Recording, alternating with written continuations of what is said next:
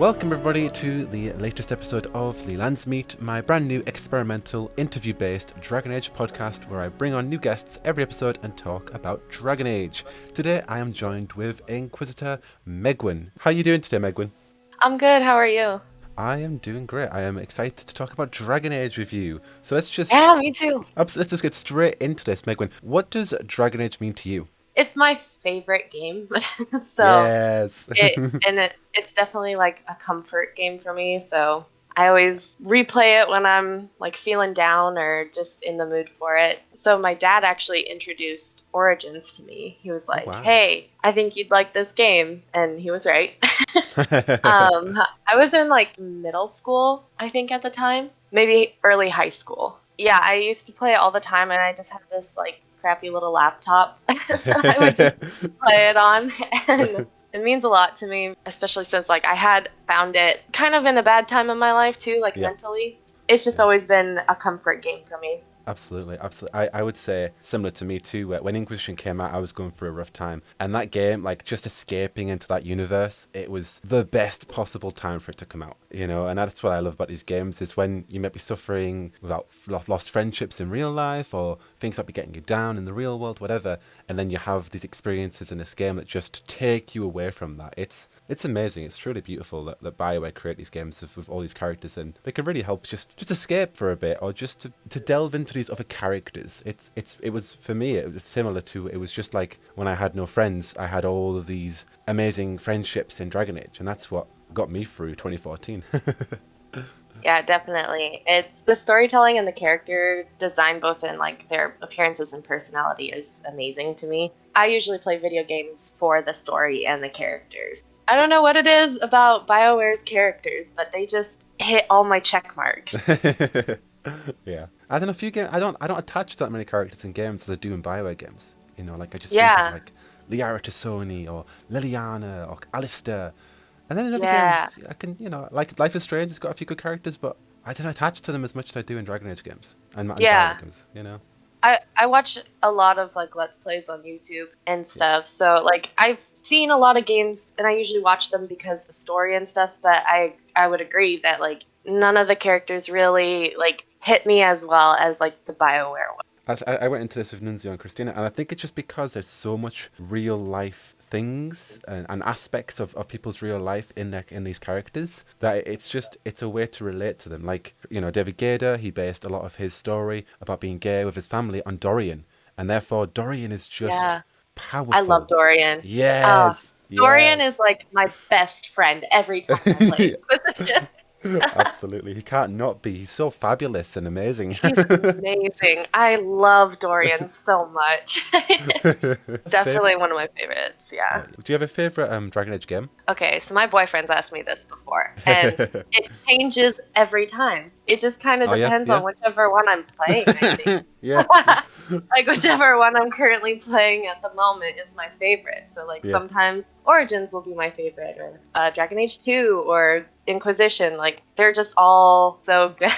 I don't know if I can really pick a favorite. If I had to pick one, it would probably be Inquisition, just because there's so many more of the characters in that one, like companions, that I genuinely adore. I think there's only one companion that I don't like. Who? I don't like Vivian. Ooh, interesting. Yeah. I have nothing against her, really. I just don't agree with her opinions and views on the mages. That's fair. That's understandable. She is quite ironic for a mage, isn't she? I know! Like, yeah!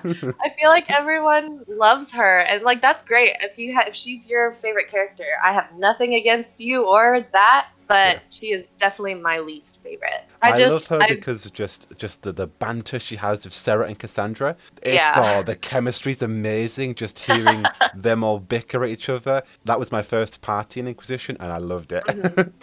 I like her and Dorian's banter a lot. Yes. Like, again, like I have nothing against people who like her. Like, I always get kind of annoyed when people like bash on others for like liking a certain character that they don't like. It's up to opinion. It's completely subjective.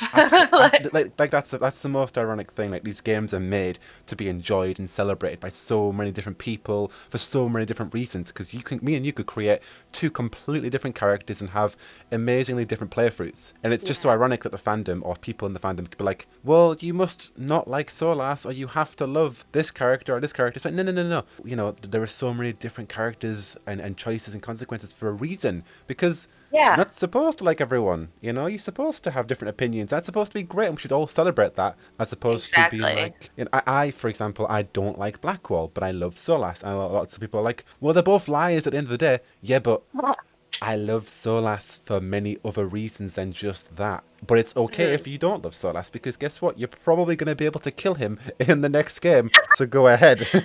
Yeah, so I love both of them, but like, I kind of agree with you. Solas, to me, at least... his lie, I can understand the reasoning, and it wasn't him just like running from his own mistakes. Yeah. Like Blackwall was. Like, I love Blackwall. Yeah. But like, Blackwall's lie was very selfish. I feel like Solas was more like for the good of his people. Like, Blackwall leaving you in a barn naked as well? Come on, dude, that's low. That's right after. Like, come on, man. That's so shitty. It's so low. Whereas at least Solas, it's, well, you know, I've kind of got the restoration of my elven people. So, all right, yeah, you know what? I can kind of see why you can't be with me. At least Solas talks to you before he leaves. True. And tells you that he can't be with you anymore. Blackwall just... dips. Yeah, I'm out. I got what I wanted. I'm out. Goodbye. It's like, wow. Yeah, that's exactly. And it's like, well, I can kill you, or we can get back together, or I can exile you to the Grey Wardens. Like, what would you like? Take your exactly. But yeah, I love the characters. If I had to pick another least favorite, Sarah would probably be the next one. But again, I don't hate her or anything. Yeah. That's what Ethan said as well. He said that Sarah's his least favorite, and I can see it because she is annoying. Yeah. But at the same time, I like that. But I like her humor a lot. Like, she's pretty funny. She always makes me laugh. Every time I play When You Meet Her, I always laugh. She like stole their breeches and everything. Yeah. I just and then Solas shouting at her as well. Yeah, I love the banter between them and Solas, and even Blackwall as well. But she is too much. She can be too much sometimes. And you're like, she can be, She's got an abrasive personality. Yeah, that's a good word for it. Yeah. Do you have a favorite? Okay, so in Inquisition, it's Solas. Yes. Same. And I know that we just talked about people not liking and expecting everyone's opinions, but Solas is still my hands down favorite. Yeah, he's my favorite. He's just such a complex character, and I just love how much wisdom he has. Like, I could spend hours listening to Solas talk about the Fade. Might be partially because David Lloyd has an amazing voice. But, oh yes. But I love Solas's character. Like, I just think he's so cool and so intelligent. Everything about him, like his voice, Gareth David Lloyd has an incredibly sexy, amazing voice. Yeah. But then just the dynamic of Solas himself. I love Doctor Who. I'm a huge fan of Doctor Who, and the fact that Patrick Weeks based Solas on the 10th Doctor, David Tennant's Doctor Who, it's just like blows my mind. Yeah. I did not know that. But then you see the relations. Hell yes. Yeah. But then you can see the relations being the last of his kind and fighting for his kind and being a remnant of his kind and still fighting for the Time Lords. And you're like, I can see how that relates. Just Solas pinpoint. And then, I can totally see that now. Yeah. And then David Tennant's humor in it, and then his way of doing. Oh, you can just see it. And I'm like, you know what? I love that inspiration. But even then, obviously, like, I love Solas because he isn't just like Loki. And I love Loki. Don't get me wrong. I love Loki. Yeah, He's not just a typical trickster, haha, oh, I backstabbed you and I faked my death, but it's okay, I'm still alive. So it's like, no, I'm not tricking you with like for my own vanity or for my own pride. I'm misguiding you because I've got a scheme that ultimately is for the restoration of my own people. It's not about pride, ironically, it's about his people, and that is like, damn, like. Yeah, I'm not just here to like mess things up, like. Yeah, I actually have a real purpose. Absolutely. Why I'm doing what I'm doing. You know, like, no offense to Loki in Marvel, but he's like, oh, I'm just going to mess up with Thor's life until obviously he gets developed. But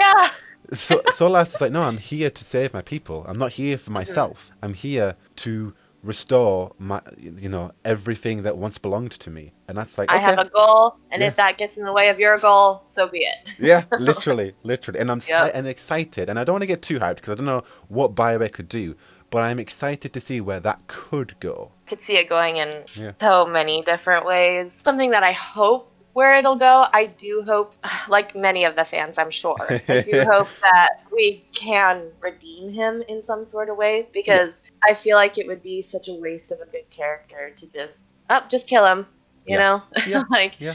he's not evil. I don't agree with his methods, but I understand and I can, like, sympathize with them, Yeah. like his Yeah. reasoning. I just hope that we don't just, like, oh, just kill him and that's it. I think it needs to cater to both, but also I think BioWare could subvert it and be like, actually, Solas is an ally, but he's still got his own goal, but he needs your help for a particular thing, which could be to deal with the Evanurus, whatever. I speculate too much, but I think they could even subvert us and be like, actually, Solas he's not good, he's not evil, but he's on your side for a brief moment because he wants your help Like to an deal with something. anti-hero. Yeah, an anti-hero, yeah, and he needs your Yeah. help. And Because he's like, not a bad guy, but like he doesn't no. always do like the best thing for Yeah. everyone.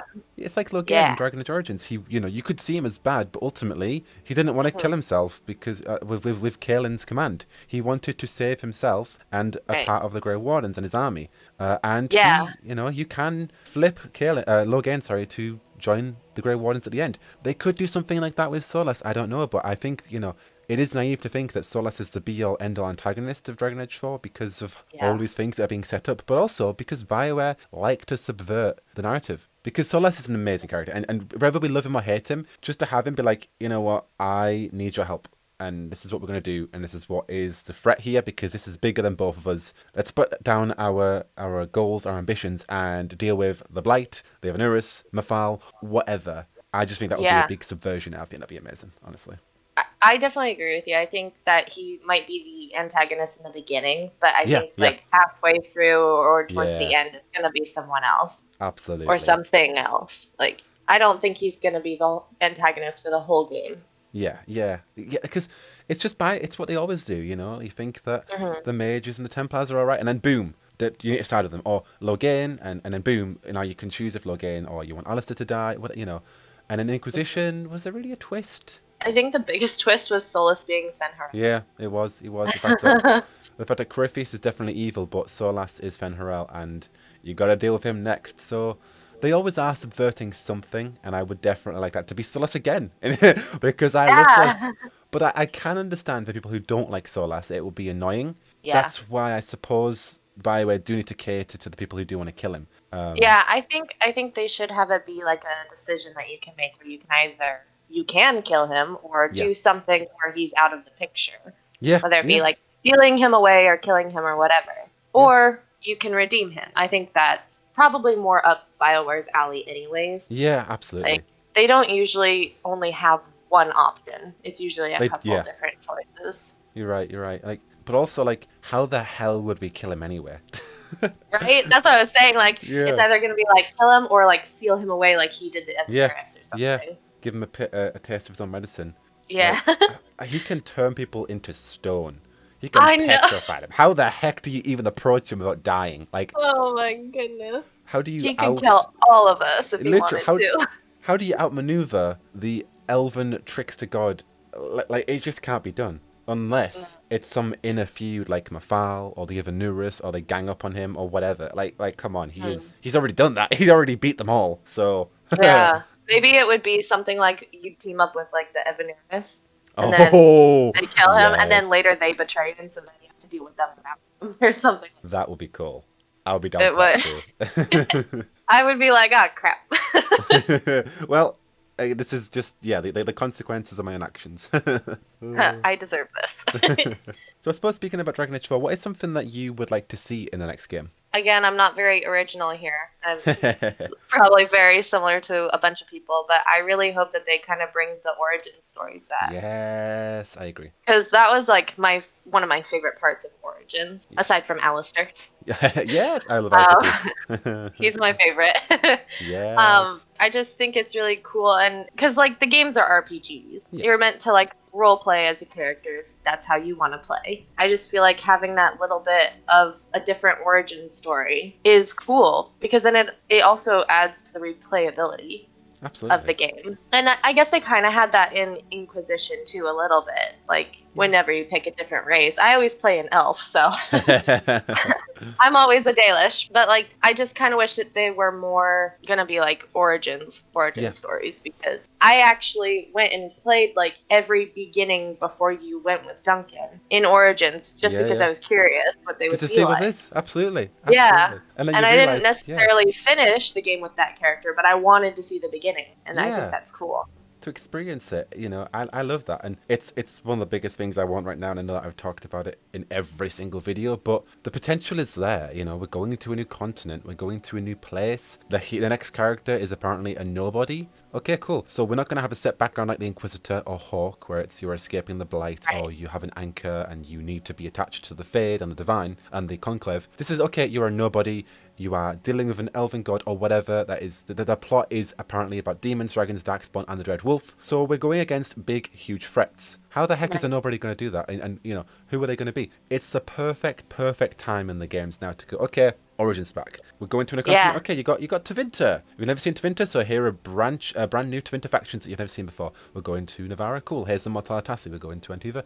You can play as a crow. It's just a great way to bring new players into the games and also bring all of us crazy lore fans into a different faction of Thedas or a different aspect of Thedas. Like if you're a Grey Warden again, so many people want to play as Grey Wardens. Okay, but now you're a Grey Warden of Weishaupt, so it's even different than the Hero for Elden, because now you got Griffins or previous characters like Hawk or Carver or Alistair, and you have different dynamics of them. Like there's so much potential. Obviously, I don't want to blow it out because the hype could be unreal for it, but you know, the way they're teasing with concept art and these factions, it's all right. Okay, I can see where this is going. So you know, like it's definitely like hinting that it's gonna be like that. Yeah, and I'm excited for it because, like you said, like even if you pick Grey Warden, it'll still be different from Origins. Yeah. It's even the politics of Weishaupt. It's like, oh, I'm interested in what's going on over there. You know, that's like, so interesting to me because like they're hiding stuff. Like,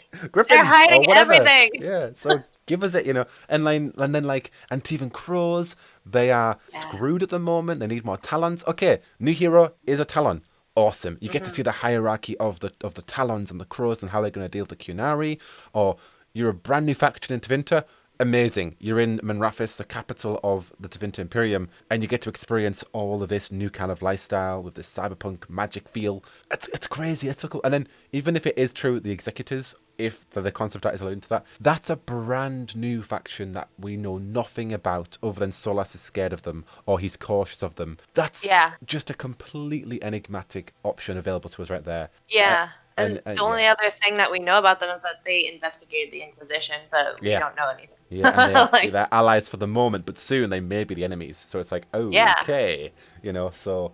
They're probably the ones I'm most interested in. Oh, yeah. The elusiveness of them is interesting. When I played Origins, like, Fen'Harel was actually my favorite god, too. Oh, hell. And so, it's just because, like, I didn't know much, you know? Yeah. He was talked about briefly, but not as much as, like, Mythal or Gillenon or anything like that. At least I didn't find much from him. And so he was actually my favorite because he did kind of remind me of Loki, and I do like Loki too. But like you said earlier, he's definitely different. So I just thought it was extra, like when I found out in Inquisition that he was Fen'Harel, I was like, oh my goodness. Like, like you're my favorite character in the game, and you're also my favorite god in the Elven Pantheon. Absolutely. We can even just talk about the reveal of it, because I remember back when I was 2014, I was about 16. You know, I was very much human noble, always human. I love being human nobles, and I didn't know much about Elven lore at the time, but even I knew a bit about Fen'Harel, and that reveal of like, shit, he's Fen'Harel. It was like, oh my lord, like they have twisted the tables of this, and because up until that point, there was always the question like, did the gods actually exist? Yeah. Like, what's or going are they on? just myth? Yeah, and then the Dalish, they're a bit meh. They're just following their old religion. Same with the dwarves, and nothing's really happening with them. And then it's just like, actually, no, they're alive, and he is one. And it's like, oh shit! It's that that moment of oh crap! Like they do my jaw exist. like actually dropped. Yeah, when that happened, I was like, what? I remember I was in a chat when my friend had the reveal, and he was like, yeah, it's pretty cool. And I'm like, okay, he doesn't know who Fenrir is, that's why. But I'm like, it's freaking amazing. Like, how can you not explode with excitement of what they're doing with the elves and pushing that narrative forward? And I know that people get like annoyed because it's all elves. But in comparison, Origins and 2, the lore about elves, it was interesting, but it was just like, oh yeah, this is the Dalish, they're following this religion. Whereas now it's like... The first 2 were mostly about the human lore, like with the Maker and everything. Yeah, and even then, the Dalish lore was just like boring keepers retelling stories and nothing like really... codex entries. Yeah, and now it's like, oh, by the way, it's real. And he's literally walking right over there away from you. He's like right in front of you. Yeah, he's vibing, telling you about all this lore. You could reach out and touch him. Yeah, literally. Yeah, so I do get the fans for Qunari lore, Dwarven lore, because they do want that. I'm sure it'll come. But at least we do that. Yeah, I hope we'll get some more in the next game just solely for those fans, because that's how I felt in the first 2. Like, because I loved the elves. Like, Elven lore has always been my jam. Yeah. I usually play elves. In Origins, I'll switch between Dalish or human. I usually play the Dalish, and then Inquisition, I always play a Dalish. When we just had the first 2, and actually I played them out of order. I played Origins, Inquisition, and then 2. The first 2 don't have nearly as much Elven lore as Inquisition does, and so I was really happy. I think that's another reason why I like Inquisition. Yeah, it delves into that. Yeah. And I think even as someone who was more interested in like the human lore and the other races, the thing is, like, from the beginning of Dragon Age, the Elven lore has always been so mysterious and enigmatic. Like when you are with I can't remember his name, but in the Dalish elf origin story, when you find that Alluvian, it's like, oh my goodness, what the heck is an Alluvian? Where did it go? What is going on? And it's just so interesting. Whereas the other ones do have that. Yeah, but being steeped into Dwarven lore is also just as amazing. But there was just something so enigmatic about the Elven lore. It's like, oh crap. And then knowing that it's actually that the reason that was because it's real, it's just that more significant. And that's why I do get on board with it too. Yeah. Okay, this is sort of a tangent, but go for it. Kind of going back to when we were talking about how they do so well with characters, like even the NPCs like Tamlin. Yeah. You know, ones that aren't gonna be in the game very long. Yeah, like, but even though, Tamlin was awesome. Like, I loved him. Even with Sir Gilmore. I loved Sir Gilmore. He was just a typical knight, and he was just hanging about with the Kuzlins, and I liked him. He was cool. Yeah. I liked him too. Duncan. I love Duncan so much. Daddy Duncan. Duncan feels like almost more of a main character almost, even though he's only in the beginning of the game. Yeah. Because I feel like he's so important to that beginning. He's the reason you do it, really, isn't he? He's he's like the Gandalf for the exactly. He's the entire reason that you set out on this quest, and he's just I don't think that BioWare anticipated everyone to love Duncan as we have, but we do. We want him back. And like that's just another testament to how good their writing team is, because he's only in it for the beginning. Yeah, he's dead. And he's amazing. Yeah, he's dead by the first quarter, and he's just he's so good. He's dead before you get to Lothering, and that's when the game like really starts, because everything else is like that beginning intro. I get so sad every time he dies. Oh yeah, because he's just so good. Every time. Yeah, he leaves such a good impact. I even really like Kaelin. Yeah, I like Kaelin. I feel bad for him, but like with Loghain and everything, I hate his actions, but like you were saying before, I can kind of like understand his motivation. So it's similar with Solas. It's similar with people who don't like Solas, understandably, because I imagine I know for a fact there are people who are like, I don't like the fact that he knows all this knowledge, and he didn't have an impact for me, or I had no emotional value to him because I just didn't care about him. Understandable, and I can understand that, because some people, he's not people's jam. While he is, while we like the law and about the Fade, some people probably think he's a big nerd, or he's got this superiority complex, or he reminds you of a teacher and you don't like that, and that's completely understandable. My dad hates Solas.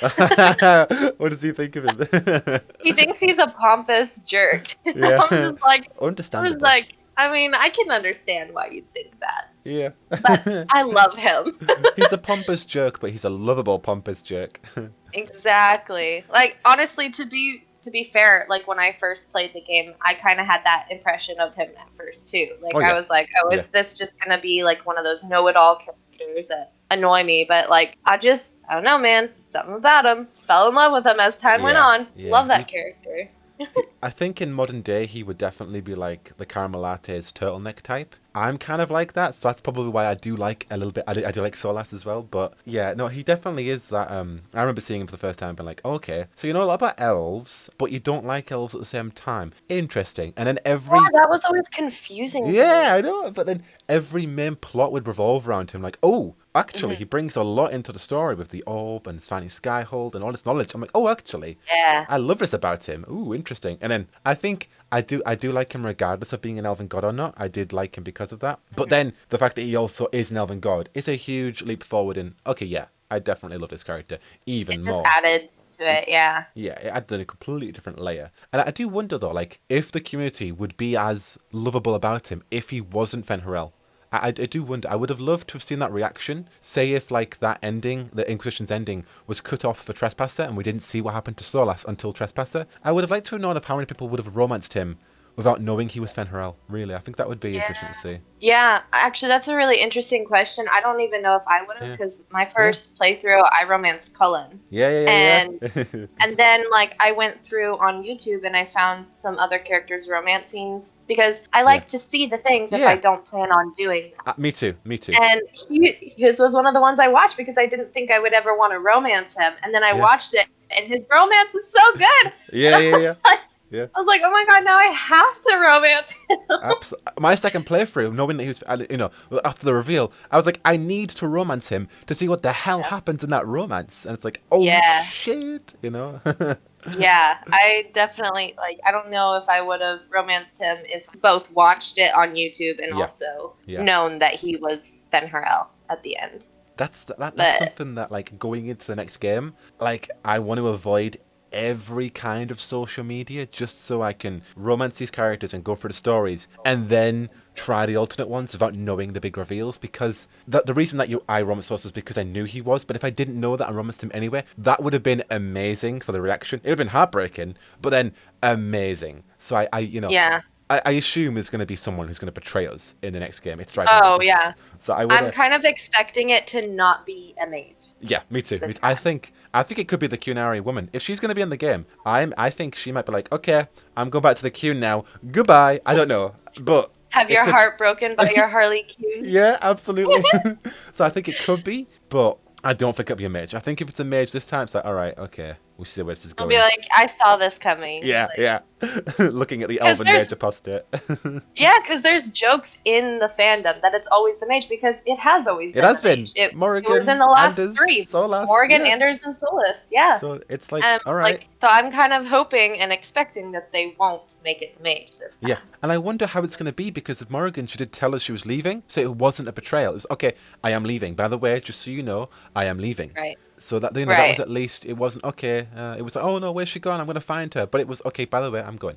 And there's absolute backstab. By the way, oh, for I'm gonna sure. But just so you know, not even was the worst. I think. Yeah. And then because Solas also told you, hey, I can't do this. He did. Yeah, you're right. He did. Yeah, he did. He said, I can't do this. I can't. And then, we need to recover the orb. Please, can we recover the orb? Didn't recover the orb. Okay, I'm leaving then, because I need to find a new way. Yeah.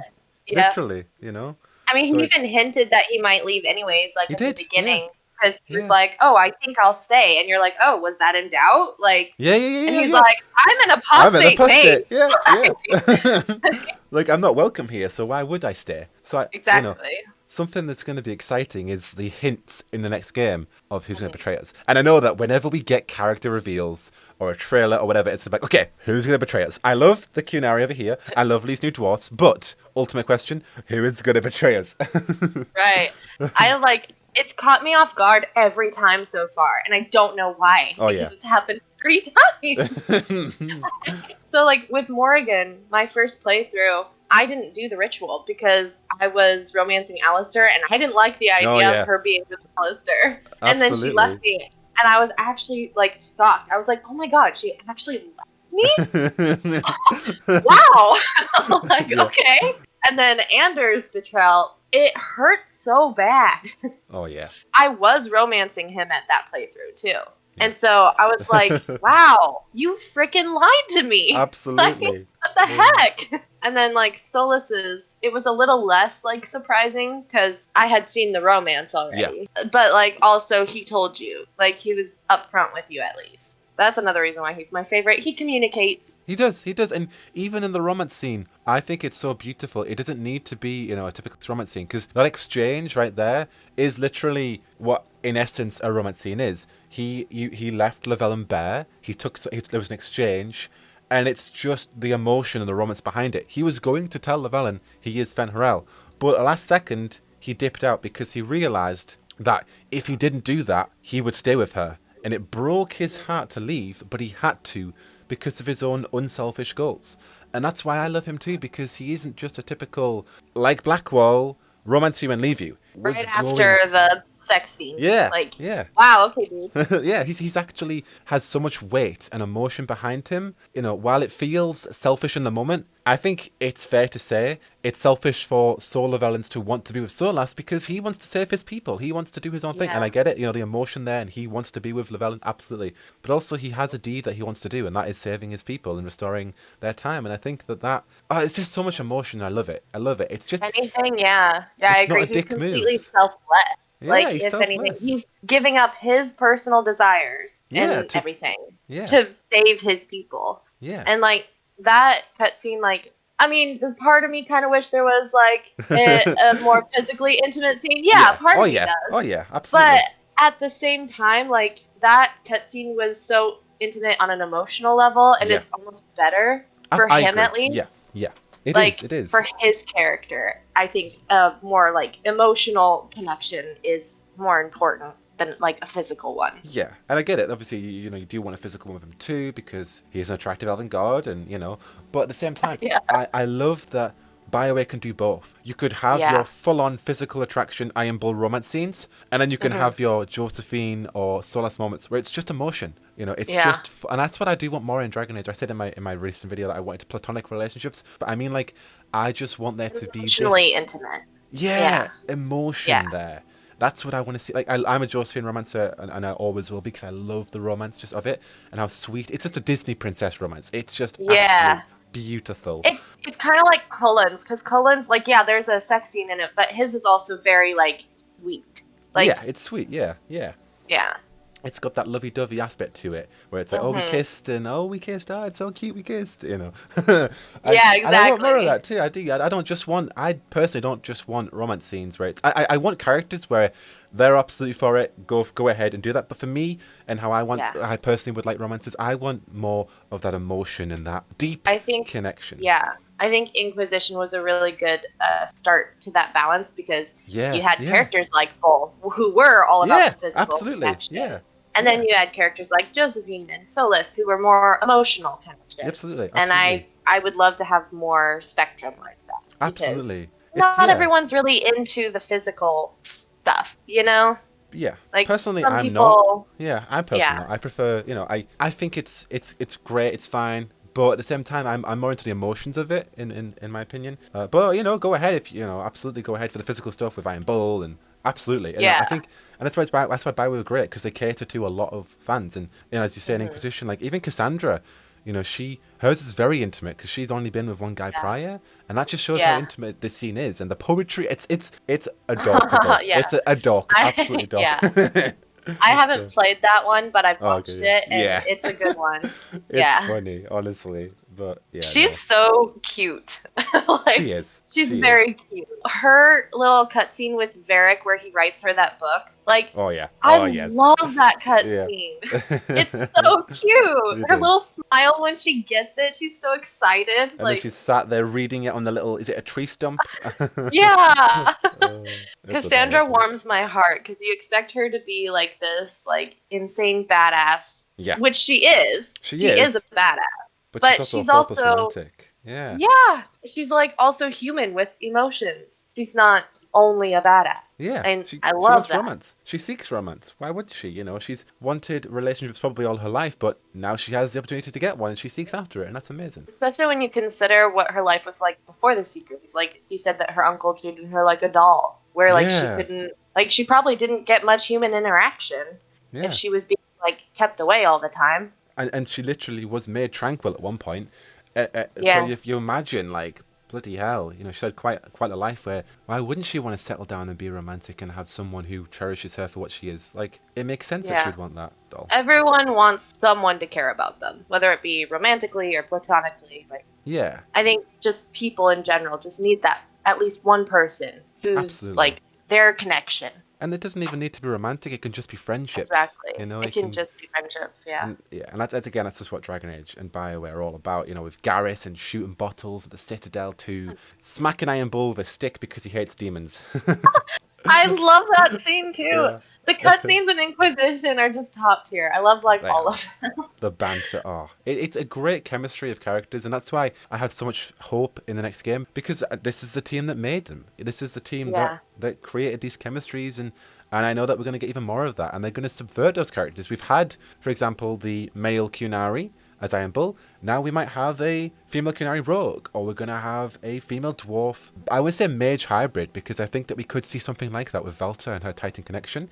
I We was could just have gonna them, say, Yeah, yeah, that yeah. it's And the possibilities kind of open now they are, yeah. after that one DLC. Absolutely. So it's the subversion of classes and characters. It's going to be great because we've as much as I love Zevran, we've had the male Antivan Crow rogue. So now we could have a mage Antivan Crow or a warrior Antivan Crow who's a woman who does etc etc. So I'm excited for the subversion of that.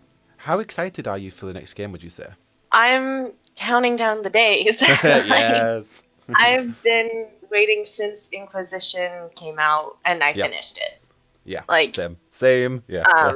it's been a while, but I'm pretty sure it'll be worth the wait. I mean, I'm not gonna get my hopes up too much because I know that like what we know now is like subjective and probably gonna change. So I'm not gonna be like, oh, this is gonna happen. But I am excited to just be able to delve into that world again, experience new characters, and honestly, like, building friendships is just as fun for me as a romance with the characters. Like I said before, when I play Inquisition, I always have Dorian be like my best friend.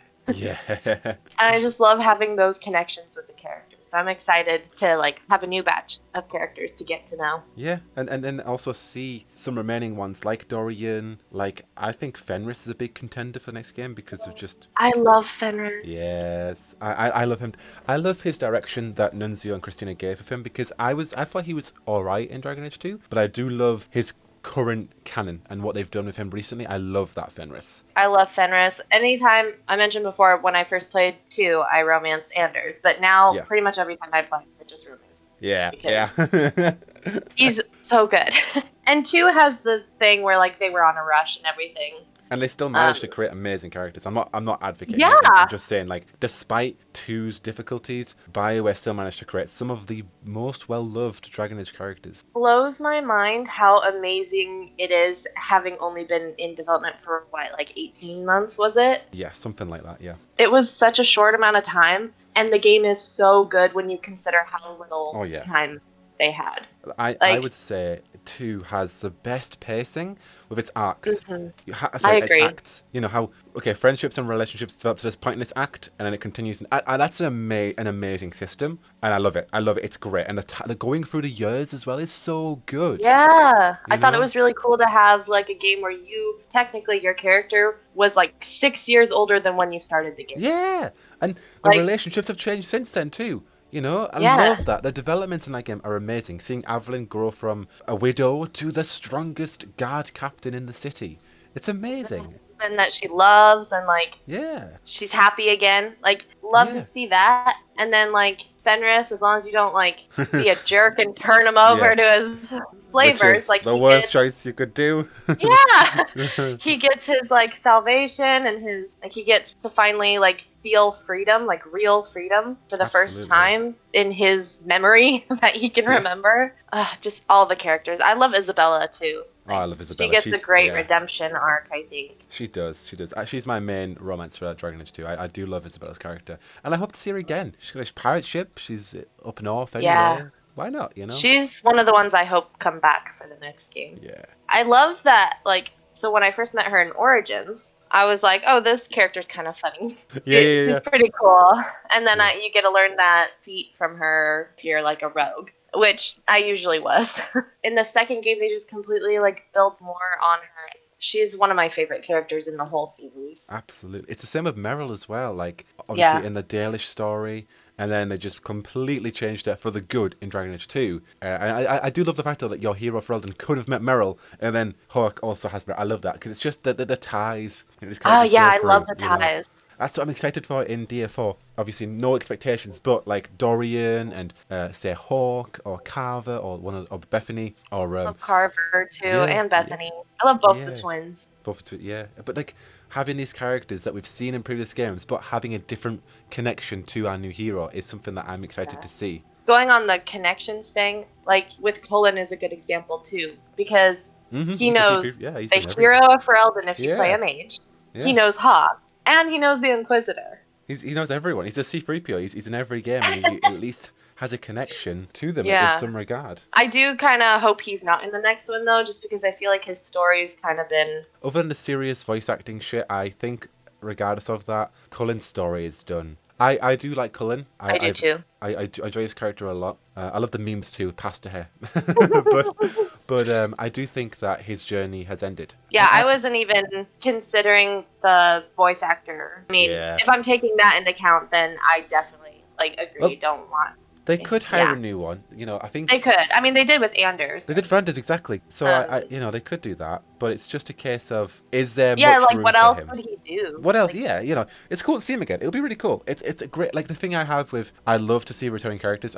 You know, Varric and all these characters that would, but you got to ask yourself as well though. There's going to be new characters too, and we're going to a new continent. We're not just going to be in Ferelden anymore. So it's like, okay, let's let BioWare create brand new characters for us to fall in love with. Because as much as we love Cullen or Liliana, BioWare have the capacity to create brand new, amazing, lovable characters too. So I don't want them just to rely on returning characters. I do want new characters as well. But again, I bank on seeing Varric again. I think he'd be a great character to set us up as the new hero and to bring ties to like the Inquisition or Scott Harding or whatever, and just to be like, hey, these characters in Tiffin Knights are interested in helping you. Here they are. You know, he's a great character for that. I agree.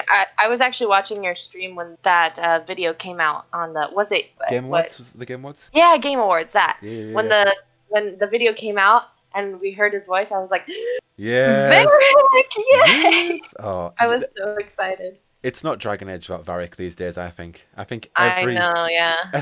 I think every Dragon Age media has to have Varric. Even the comics had Varric in it. So I'm just like, okay, Varric needs to be in every part of Dragon Age. It's sad that they almost killed him off in 2 as well, but fortunately, oh my gosh, that didn't happen. So glad they didn't. But I'm so glad that didn't happen. Like, the expectations for DA4 so far, I'm just excited to see Varric again.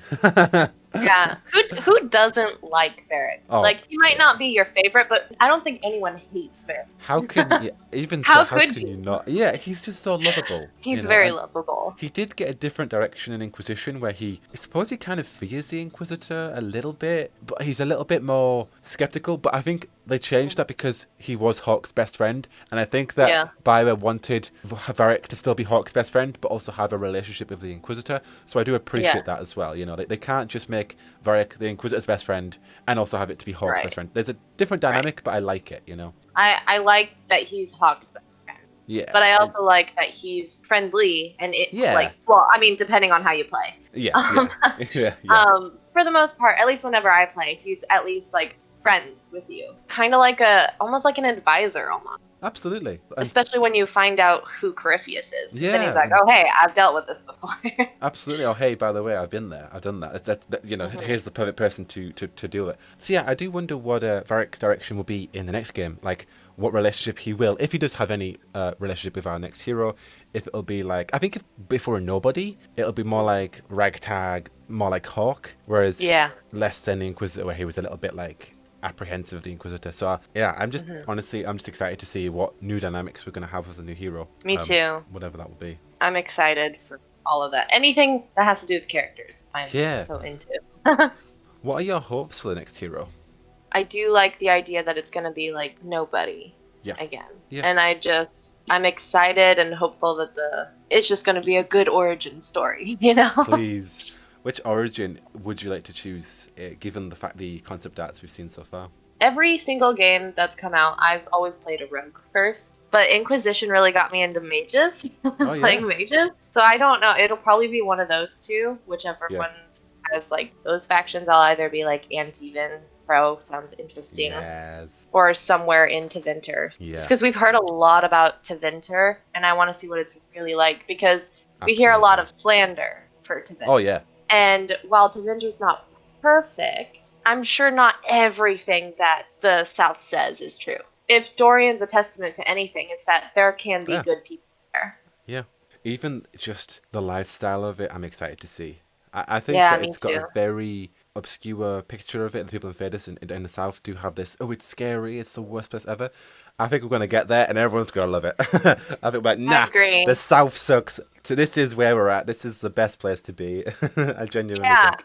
Yeah, definitely. Like I think in some ways Tevinter could be scarier, but at the same time, Tevinter also, like, for the most part, treats mages a little bit better. Oh, absolutely. And the Templars there are basically just doing nothing. They do have a purpose, but hey, mages ruling a society against Templars, they're not going to do anything. So it's going to be interesting. There's not going to be that divide there, which is going to be great. And the Circle Tower's there, and less oppressive and more about the actual growth and knowledge of magic. I'm excited. I am just excited to walk the streets. As much as I can't wait to delve into the lore, just walking the streets and be like, this is Tevinter, this is Minrathous, is something that I'm excited to see.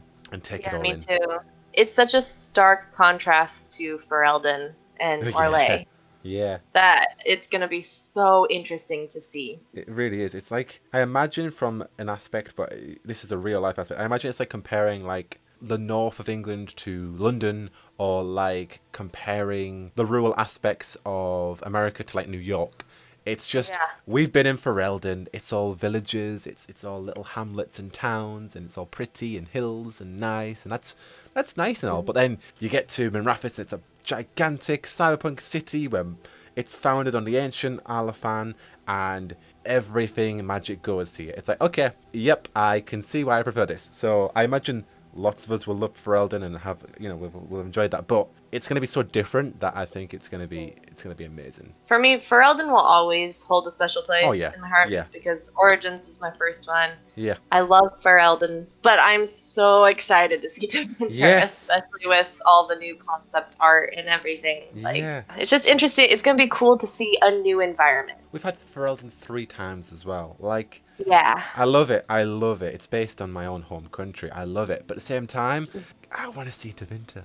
And Antiva, I want new stuff too. Yeah, Antiva too. I'm also very excited for Antiva. Yes. Because that's another one that they've mentioned with like Zevron and also Josephine. Yes. And I'm just excited. Like, new places, like, yes, please. Yeah, and new characters as well. Like, just seeing these things like House Montilia as an actual building and be like, oh, Josephine's from there, and obviously she's in wherever, but like that's her family crest or her family house. All that little tiny little I'd say insignificant lore, but all the little ties and connections that we can make from the previous games is also going to be amazing. Being like, oh, that's where Josephine grew up, or that's where Zevran was, or that's where this character's from, or this character's talked about this location before.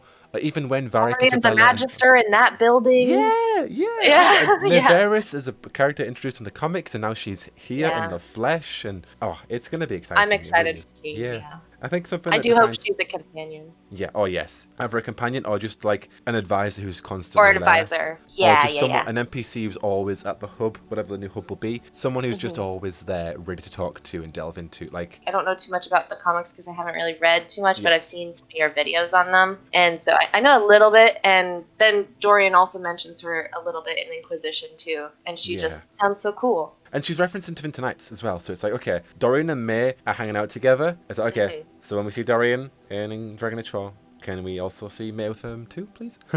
Like, Yeah. it's going to I happen. mean, I don't know why we wouldn't, especially since he became like a magister and Yeah, everything. yeah, and Um, they formed the Lucerne together, so it's like, all right, they're hanging out yeah. together. Like, we can't just have Dorian now. We got to have May too. Like, come on, let's do it. Yeah. You know? Oh, I think it would be kind of interesting if Dorian became an advisor as well. Yes, yes, absolutely. I would less want him as a companion, but I still want him there all the time, having a Yeah. pivotal role because he's Dorian. He defines Exactly. Tevinter for us at the moment, and although we're gonna have new characters, still like. Come on, like you've got to have him there guiding the narrative, even if he's just there for Skype calls of the Inquisitor of the necklace. Just Yeah. like hey, you want to talk to Yeah. the Inquisitor? Okay, you can borrow my necklace for a second, and you can talk to the Inquisitor, or the Inquisitor said this, or whatever. Yeah. Yeah. I definitely think we'll at least get to hear from him a little bit because I Yeah. mean we're going to Vinter. He's the Oh yeah. magister there, so I We don't got see to. how we wouldn't at least see him once. Yeah, we got to. We got to. Like, he's got to be someone our character literally bumps into straight away. It's like, okay, I'm going to show you around Raphis. This is how it Yeah. goes. I am your representative in the Magisterium. Whatever. I will take you to this fancy ball. You will meet these people here. Like, someone who's helping you out. Because we're going to be nobody. Okay, that's fine. We're nobody. But then we need to have, like, friends in high places. We can still be nobody and have Yeah. no reputation. But it's like, okay, Yeah. well, I heard that you're after Solas or you're looking for information on XYZ. Well, Yeah. here's Dorian. Or here's Varric. Or here's Hmm. Mivaris. Or in Antiva, here's Zevran. Or Josephine Montaigne. Like Yeah. that. That's what I'm excited for. You're not the Inquisitor, you don't have the army, but you do have the connections and ties to make your way around. That's what I'm excited for about being a nobody. It's not like, okay, you've got an invitation to the Grand Ball because you're the Inquisition. It's like, no, if you want to Yeah. get into this ball, yeah, it's actually a heist and you're not invited, so you actually are going through the windows Like and spying on sneaking people. in. Yeah, Yes. yeah, That's what yeah, I want too. I want to yeah, be able to like sneak into the ball and like maybe absolutely. have it be Yeah. like a masquerade ball or something. Yes, So like you yes. could also wear a mask. Like that was one of the things that I was kind of bummed about the ball in Arlay is that we didn't get Yeah. a mask like Yeah, I everyone know. else. Instead of an entourage, nah, you have to sneak in with a very cool outfit and you have to make your way into the ball for a heist or to steal documents or whatever. And that's the dream. That is absolutely the dream. Ever since I've heard about heists in Dragon Age, I'm like, yep, that's what I want. Yeah. That's it. Yeah, me too. Like, And like the rogue in me because like I yeah. said, I usually play rogues. I love things like that. They're just so fun. Absolutely. I mean, me too. I used to be warrior, but since Inquisition, I've gone. Okay, no, I'm into rugs. I'm fully into just the whole traps Yeah. and all that sneaking. I love it. I love it. So I Hmm. agree. That's what we need to see, and that's what the concept art is telling. That's not just that's not just a random expectation I have. It's like, okay, why are these people smuggling a Tevinter noble out of Tevinter? Well, I wonder. Like, they're obviously dressing it in Tevan Crows, and they're stealing this person of significance. So it's like, okay, can we do that in the next game, please? Yeah, I would love that. It's like, I don't know, it's just something about like having to stealth into like a place where you're not welcome the adrenaline is there, but also like it's so fun. Yeah, absolutely. That's something that I loved Inquisition for. It was because you were a power, a symbol, you were a significant individual in army, and that's what I love the fantasy fulfillment of it. But now I am ready for the opposite, where you are nobody. Yeah. You have to scrape for you have to scrape to advance in the plot. You have to chase leads. You have to tackle the enemies head on, and it's very intense, but also you have a great group of people who are helping you out, and you're pushing on really well. But also the stakes. There are stakes at play. You're not just, okay, well, we have an army and we have thousands of people who can fight for us. No, you are that army. You are that front line. You are the final guard or whatever. And that's what's exciting is like, okay, the stakes are real. Fenharal, Yevaniris, whatever, I want to destroy the world. No one else wants to do anything, so we're going to rise up and do something about it. And that for me is exciting and not an expectation I have, but something that I would like to see. I think it's on the opposite, like you said, is really Yeah. exciting because Yeah. like, especially since if we've been playing Inquisition since it came out, like we've had that experience a Absolutely. lot. We have. You know, like Morrigan knows of us. Everyone knows of us. Everyone's like, oh yes, I know you. You're the Inquisitor. I've come to see you. You know, whereas you're nobody. They're like, who are you? Dorian could be like, oh, Yeah, who are you? Who are you again? Oh yes, you're that agent that I heard from Varric or whatever. Yes, cool, good to see you. You're exactly. gonna have a different dynamic with these characters who you've been pompous with or you've been powerful with, and Hmm. it's gonna be great, and that's what I long for. It's just to have that. Yeah, It'd be cool, be really cool. And hey, and if you can tie in factions of that, you're not even crow, cool. yeah, exactly. And like in Inquisition, even before you became Inquisitor, many people knew who you were because you were the Herald of Andraste, you know? Yeah, So exactly. you were still kind of important to an extent. Like Yeah, you might not have been the designated leader, but you were still, and that's why you they was yeah. gave you the role. Even when you weren't the Inquisitor, everyone knew of you. All they knew of the Inquisition and the Herald of the Andraste leading the Inquisition. So Exactly. you were still leading it, you know. Whereas Yeah. whatever we're gonna be like, that's why I'm drawn to being a member of a faction because you're not leading the faction. You're just a Hmm. member who is say joined forces of the other factions because they need to fight Fen Harel. There's a from Tevinter Nights when every agent of every faction got together. It's like, okay, you are not the leader. However, you're an expandable person in that faction, or who is of importance, sorry, that can lend knowledge on Solas or whatever, but they need you because you're no one significant and they need a member. So you're joining this bundle together, and that's it. That's how you potentially lead whatever the next game is going to be. Kind of one of the cool parts that I liked about Origins too. Not that you Yeah. were nobody because you were the warden, but the fact that you're not the big wig in charge. Like you still have to like struggle with the people who are in charge and try and get them to like work with you. Yeah. Like because Yeah. Logain technically was in charge. Absolutely. He was like trying to kill you for majority of the game. Yeah. So Yeah. Trying and to it was plot just you everything. and Alistair and your group. And it Yeah. was just you guys trying to defeat this whole blight. And that was really fun for me. Because it Yeah. felt And like real yeah. stakes. Absolutely, and that's what it sounds like from what Patrick Weeks has said when they said Mhm. about the people in power who don't want to address the issues. So it's like, okay, Yeah. so is our protagonist going to be the one who is addressing the issues, but against the people in power? So it's similar against Logain and against the forces of Ferelden that didn't really, well, mainly Logain, who didn't really care for the Grey Wardens. And it's like, okay, so are we going to be going against the Antivan Crow's leadership or the Tevinter the Tevinter Magisterium's leadership, or what powers are in place currently and what are we going against? Are we going against the Inquisition, for example? Like, what Yeah. exactly, who is afraid, or what is the reason they're afraid, and how are we going against it? That for me is like, oh, it's Origins again, really. It's that Yeah. Yeah. that small heist-like scenario of, yeah, people are against you, and the popular political forces do not want you to do what you're doing because they're scared, they've got their own scheme or whatever. And it's like, okay, but you are going against that. And currently we know that the Mortal Tassi are terrified of the Dreadwolf, and Yeah. Tevinter, the Dreadwolf has outlawed blood magic. So a lot of Tevinter people will be also fearing that too. So it's like, okay, what else has the Dreadwolf done since then? And also, what effect has he had on the people? Because from the Mortal Yeah. Tassi, their entire culture cannot be incorporated. He's outlawed binding spirits. The Mortal Tassi do that as a daily ritual. So it's like they've been outlawed. They can't even fulfill their death rights when they get to do them. So it's like, oh crap, that they are dysfunctional at the moment. So it's going to be interesting to see what forces are against it and how our heroes going to go against them. I had a question too. Just because like I'm unsure of this, but this is probably gonna be like the last game in this series, do you think? I think that definitely potential. I think Yeah.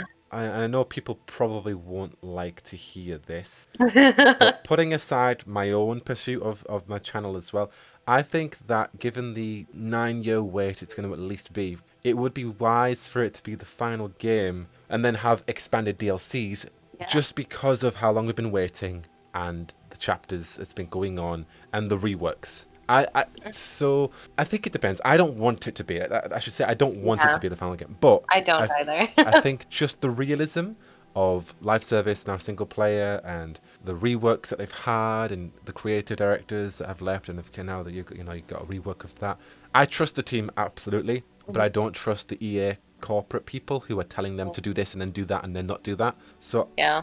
I just think, just from a realism standpoint, it would be decent if it was the last game, just because then we know, okay, we've got Dragon Age 4, it's amazing, and it's the final entry, we deal with the other nerds, we deal with Solas, whatever, and that's it. But if it's an amazing game, and they've pulled it off, and BioWare have shown EA that they've created an epic game, then absolutely I would love a fifth one. But right now, I wouldn't mind if it's the final game, and it's an epic game, just because the wait has been so long that, to be fair, we could have had 2 Dragon Age games at this point now. And I just want a good game that rounds up Solas's plot. If that's the ending of the Dragon Age, then so be it. At the same time, like I don't think about Dragon Age just as the Dragon Age. I think that they could totally do a spin-off title after Dragon Age 4, where it's a live service game, a multiplayer game, a new single player game, a new spin-off. But yeah, so it's not something I want, but being realistic and looking at the live service and single player turnarounds, I think that hypothetically it would be a good idea if it was, just because of what's gone on. Yeah, I agree with that, actually, like 100%. That's basically what I was going to say. Like, I could realistically see it being the last game, and I wouldn't be, like, mad about it. Yeah. I would be sad because it's the last one. There's not going to be another. And of course, I would love more Dragon Age games. They're my favorite video games. Same. Yeah. So, of course, I would love to have a 5th one. But, I mean, realistically, thinking, like you said, it would make kind of sense for it to be the last one. And it would, yeah. I think it was David Gator say that he only intended to have 4. He intended a 5-game plan. 5. But okay. Origins was originally made with just a standalone single game, and then they saw how amazing the fans reacted to Origins and went, okay, we're going to make this a series. And that's why a lot of the lore is still a bit retconned since Origins, like the Qunari, for example. Right. And the ending of Origins literally being an entire cataclysm for the future games, and how the Blight has been a bit reworked. So originally Origins was made a standalone, but when Awakening was announced, they went, okay, we're going to go with a 5-game plan. And that's when, if you look at the back of Dragon Age Origins' Ultimate Edition and Dragon Age 2, it says the Dragon Age Saga. Now, BioWare did recently release an article where they said the Dragon Age Saga, but I thought Saga strictly meant 5 games, but it doesn't. It means 4 or 5. So there's always been a plan for 4 or 5 games with the word Saga. It just depends because as we know, Joplin was reworked from a heist-like game into whatever Morrison is now, which was going to be live service, and now it's no longer live service. So it just depends how much they've scrapped from that Joplin to that Morrison, and if they've gone, okay, we're going to put that narrative into this one narrative, and this is the final game, but it's going to include all of the narratives of Joplin with some scrapped parts. It really depends on what they're doing now. But I could see it going either way. Yeah, I would honestly rather have one final hurrah rather than a mediocre Dragon Age 4 and then a wrapped up Dragon Age 5. Again, I don't think it's going to be mediocre in the slightest. It really depends, like we don't know. And also the team have been working on Dragon Age. Like, I think that they also deserve a break too. You think about the Weekses and John Apple, and I know that they love working on Dragon Age, but they might also want a break from Dragon Age. Like they've been working on that franchise since its inception for a while. Yeah, it's been a long time. Yeah. They've been on Dragon Age since Mass Effect 3, and you think they've been working on this one for 7 years already, almost a decade, yeah. Yeah, I'm sure they'd just for this game alone. Even if Dragon Age took a break and they made a new IP and then they went back to Dragon Age, I wouldn't mind that. I wouldn't mind that either. I mean, I'm sure the writers would, obviously, I know that Patrick has said that they love the game and everything too, and I'm sure all the writers feel that way. I'm sure all the devs feel that way too. But absolutely, you don't be a game dev to work on one game. Exactly. You don't. I'm sure there's other yeah, and exactly. I wouldn't want to hold Weeks to just work on Dragon Age, because Weeks is an incredible writer.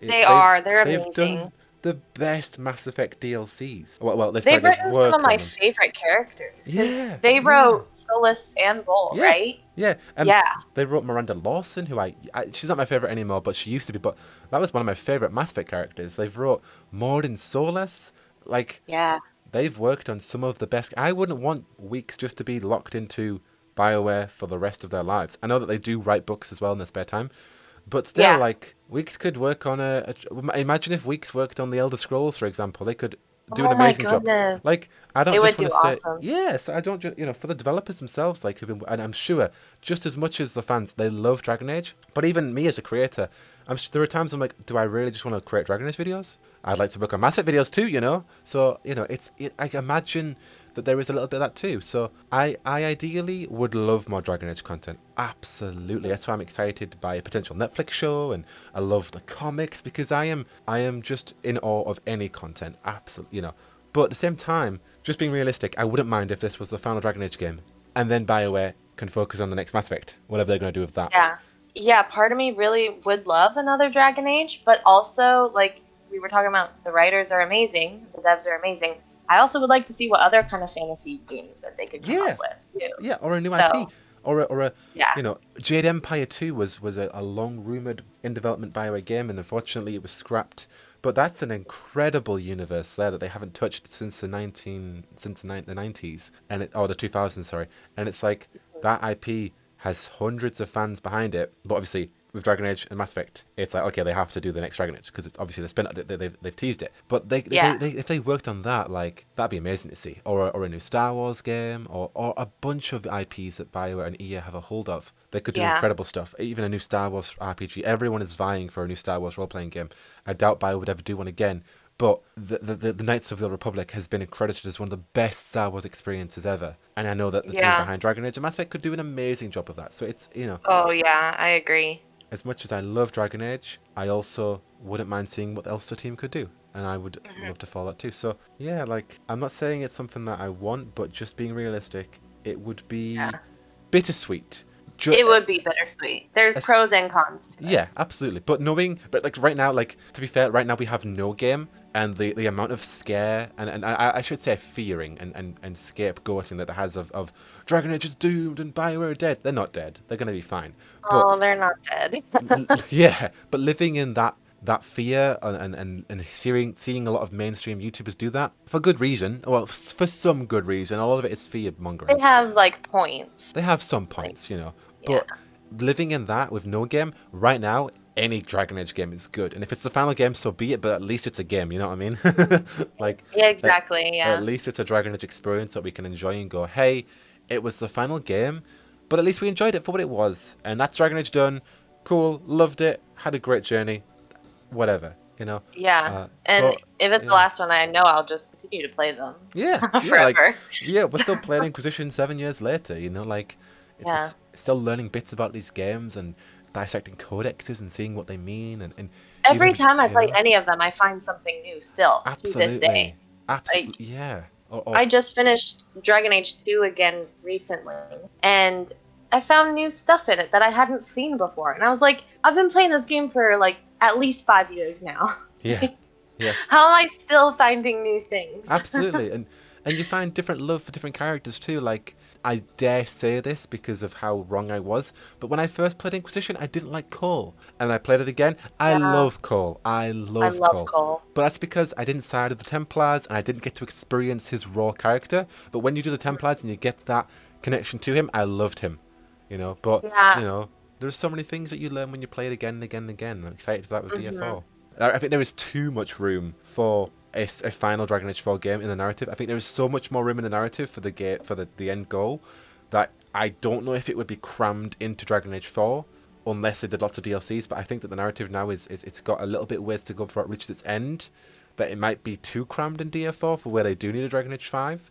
Yeah, so that's one reason that does hold me on to wanting a DF5, because it would be crammed if they went, okay, this is the end of the Dragon Age, and this is the Veil coming down, and this is what's going on with the Evanurs, and this is Mafal, the final Blights. And I think if that was in one game, it would be bloated. It would be great, it'd be amazing, but it would be too much going on to where they do need a fit. Unless they streamline it, unless they go, hey, the Blights don't matter, the Elven Gods do matter, this doesn't matter, and I don't know, but I do think that does give hope that there will be a fifth game, just because of the narrative. But it really depends on what they do. It really depends. I agree. I think if they were to shove everything into one game, it would probably hurt the game. Yeah. Then help it. unless the next game is set like 20 years ahead, and it's Right. like, oh, Yeah. Solas has destroyed the Veil, and the Sixth Blight happened, but you weren't there for it, and the new hero. I doubt they'll do that though, but who knows? Because I imagine the Dragon Age is going to end in what we're minus 942 at the moment, something like that. I imagine it's going to end in what, 60 years? I don't know. But we know that Morrigan is going. I don't know. But we know that Morrigan is going to be the inheritor of that. So I assume Morrigan's going to be the one who's going to do that. So it's going to be in her lifespan, and I don't know. It's going to be interesting. It really is. So Yeah, I'm interested to see what they do with it. I kind of think if they were to like do it all in one game, then it should be like some of the stuff should be in DLCs. yeah, and it would need to be like good chunky DLCs Yeah. and almost live service. Like that's why our live service in some regard was a good idea, because you can just whip out these big chunky DLCs after the game's out and go, okay, this is the plot continuing, the dwarves, the elves, the Qunari, now you're going to Pavolen, you meet Vaya, you do this, and that's where it would be a good idea if it was live service, but obviously the stigma of live service isn't good anywhere, because we see what EA have done. But regardless, that's where it would be good, because okay, you're continuing a journey and you are now dealing with the consequences of the base game and whatever. Yeah, it sounds good in my head, but in reality, I don't know if I would trust it. Yeah, I was actually really happy when they said that they were yeah. not going to do the live service. Absolutely. Yeah. Like regardless of Anthem's like or dislike, like live service in Dragon Age is a no. It just doesn't feel right. It doesn't feel like a Dragon Age game, because they've all been single player RPGs. Because I didn't play Anthem, so I don't really have an opinion on what happened. I know a lot of people hated it, but I also know a lot of people loved it. Yeah. And I never played it, so I don't really have an opinion on it. Yeah, fair. So it's not even like that, oh, well, I don't want them to make a live service of Dragon Age because look what happened to Anthem. Yeah. Because I don't have an opinion on that. Absolutely. I just don't think Dragon Age would be a good, at least not for the fourth game, you know? Absolutely, yeah. It's a bit random, isn't it? Like, oh, by the way, the next one's going to be multiplayer. It's like, well... Especially with where Inquisition left off. Like, that just didn't make sense to me. Now you're going to get Solas with your friends. Like, I get it, but at the same time, I want to deal with him in my own world state, with my own choices, with my own, canon, and I don't want my friends affecting the world. As much as I'd like to play a Dragon Age game with my friends, I don't want them having a say in my choices. So I think it'd be cool if down the road they had multiplayer Dragon Age. I think that would be cool, but for this installment, I don't think it fits. I agree completely. Like, even if there's a separate multiplayer mode in Dragon Age 4, that's fine. If it's separate, cool.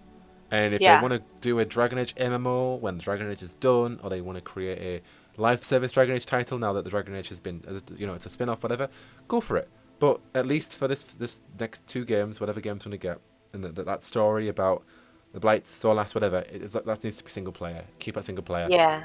And then do whatever EA want to do with the Dragon Age franchise. Yeah. Because I don't want it to end. I don't. That's why I'm hesitant to say I don't want a 5th game. Because, you hear about these Netflix rumors and the books and and it's such a good franchise. So I don't want it to end in this final game, in this next game.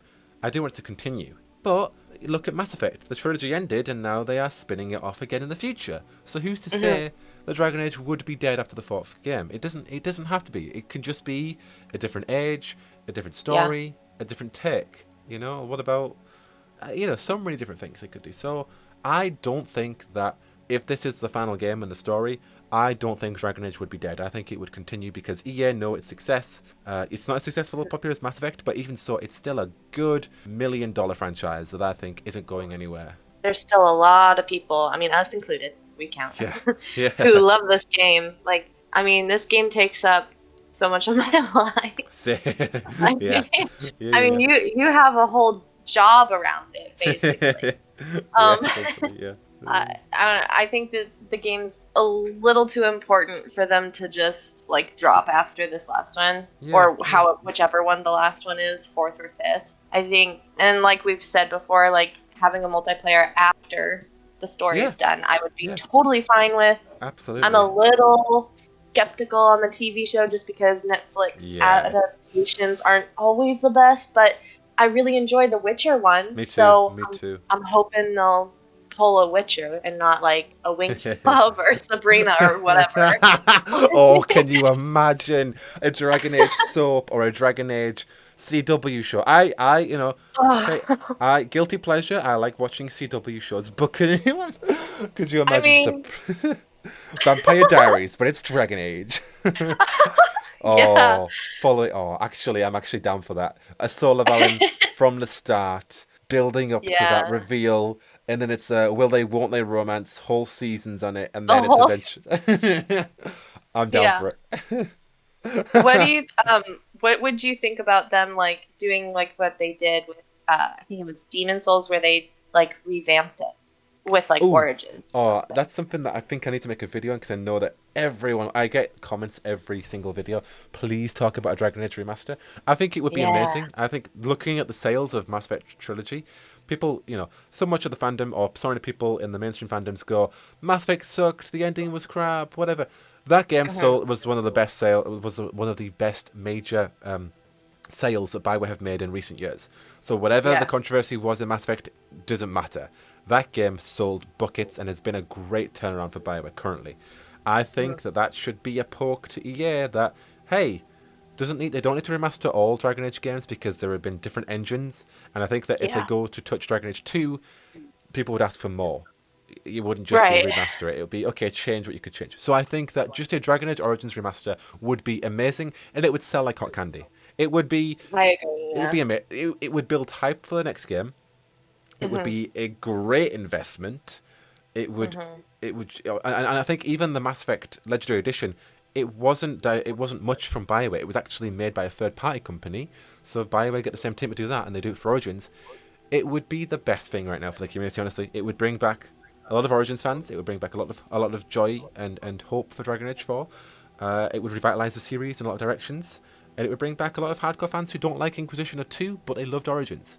And I think, yeah, I just think that regardless of all of that, it would get a shit ton of money. Simply put, Hmm. everyone loves Origins. There is no one who I know who hates Origins. Every Right. mainstream Yeah. gamer, everyone who's played Origins goes, I love that game. That is the Origins Tolkien was, or the Game of Thrones experience I wanted. yeah. It was nearly perfect. Yeah. Nearly. Oh yeah. Like It's a 10. obviously no game is perfect, No game, but but that's a 10 out of 10. yeah. It really is. The combat, yeah, it sucks now, but it came out in 2009. Like, And come at the on, time it was pretty it was good. fine. Yeah, absolutely. And what it did was It got the job revolutionary. done. But Yeah. it got isometric and third person RPGs together. That's Hmm. revolutionary. Yeah, that's like Yeah. whoa. So yeah, it got the job done, like you said, and I think honestly, I'm hoping for it. I just hope that like Yeah. the fandom of Mass Effect wanted a trilogy remaster since Andromeda, even before Andromeda. So Andromeda Mhm. came out in 2016, I 2017. think I can't remember. so. Around that time, yeah, 16 or So 17.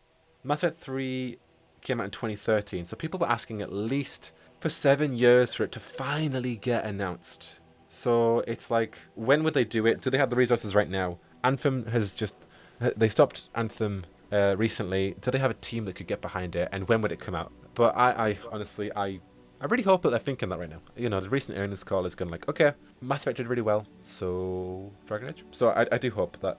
But I'd say this is probably a good place to wrap up because we've been Okay. talking for a really, really good chunk about just so many amazing things like the Who's Gonna Betray Us and just Solas and our love for Solas. So where can people find you, Megwyn, on links and stuff like that? I've got your Twitter. Is there any other way people can find you in the Um, Dragon Age spaces?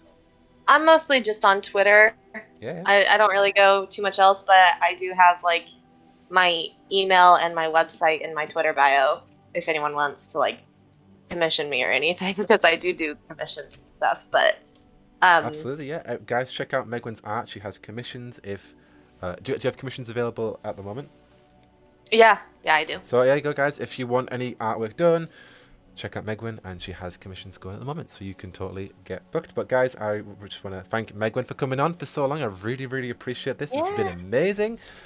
Proper, really setting off Landsmeet really well with just these very great, thorough conversations and just getting to know different aspects of the community. So be sure to check out Megwyn on Twitter, everyone, and check out her commissions if you would like to. But I just want to thank you so much, Megwyn. And yeah, guys, I will see you in the next Landsmeet.